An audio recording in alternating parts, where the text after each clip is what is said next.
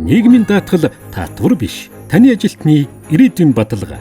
Энэ цаг үед Баяраа Бархас гэх хоёр зэрэгэлдээ орших компани залуу удирдлагууд өөрсдийн чиглэлээр бизнесээ хөгжүүлэхийн тулд ажиллаж хөдөлмөрлөнө. Баяраа захирал ажилтнуудынхаа нийгмийн баталгааг хангахын тулд нийгмийн даатгалын шимтгэлийг цаг тухай бүрт нь хариуцлагатай төлнө.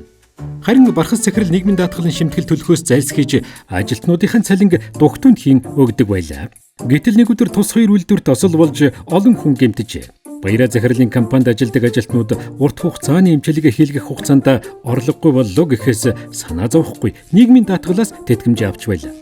Харин Бархас захирлын ажилтнууд юу ч үгүй хоцорч дээшээ тэнгэр хол доошоо газар хатуу байдалд орлоо. Зан сайтай айлд хүн цуглана гихчээр Баяраа захирлыг хариуцлагатай ажилтнуудаа боддог удирдлага гээд салбарын шилдэгүүд нь ирж ажиллаж компани нь улам өсөн дэвжиж ашиг орлого нь арвжлаа.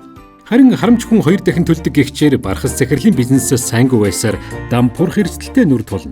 Аливаа байгууллагын хөгжил ажилтнаас эхлэлтэй гэдэгтээ санал нийлдэггүй. Хувийн ашиг сонирхлыг хайдаг Бархас захирлтай ажилтнууд нь дахин хохиржүүлдэхийг хүсэхгүй байсан учраас ажилласаа гарч эхлэхэнтэй. Бархас захирал шиг ялахгүй зүйлээс ямааны гарц хийлгүй байхыг хичээж Баяраа захирал шиг өрөөлөг тэтгэд өөрөө өөдлөн дэвшлэх хариуцлагатай удирдлага байхын төлөө хийчихэ.